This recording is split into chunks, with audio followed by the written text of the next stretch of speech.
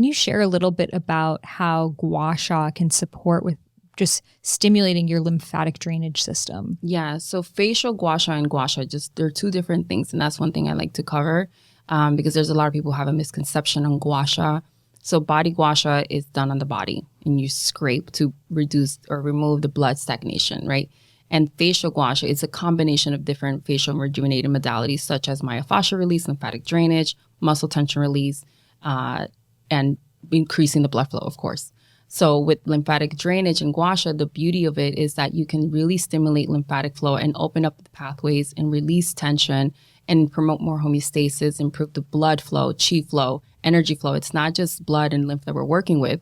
We're working also with your energy flow because we're opening up the channels, we're opening up the meridians, we're opening up the neck where we hold a lot of stagnation just from our improper posture, from being on our phones. So by working on the neck, it's opening up the pathways and energy to flow and blood to flow to the surface of the skin as well. Something I learned from you is that you should always start with your neck. Yes. Because I see a lot of people, and also use one hand to hold the skin.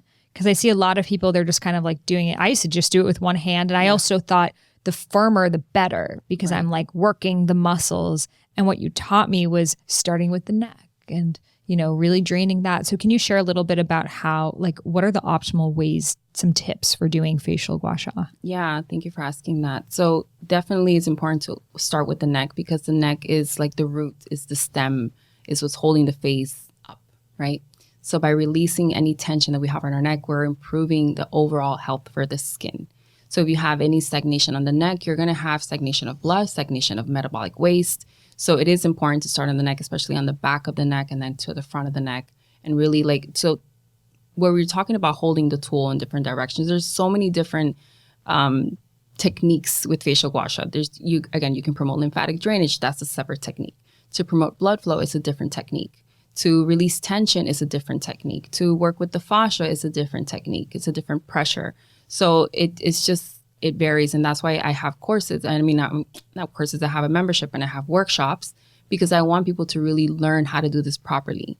Because there's so many little things that, you know, you could do wrong and cause actually more harm than good and cause inflammation, cause sore throat, cause inflamed lymph nodes. So you really do want to be mindful and gentle. Like you were talking about, like, oh, I realized that I have to go more gentle. Absolutely. When we're working with lymph, it's very superficial. It's just underneath the skin. So you don't need to press hard to access the lymph. Gentle, slow, rhythmic motions is when it's going to get the lymph flowing. So using the tool at a 15 to almost flat against the skin and very gentle and slow. And again, it's like that very sensual feeling if you connect it to like the feminine energy. It's very slow, rhythmic energy. It's not this hard, fast, I need to get rid of it. It's like love and accept yourself. And I like to give those affirmations to myself when I'm doing it.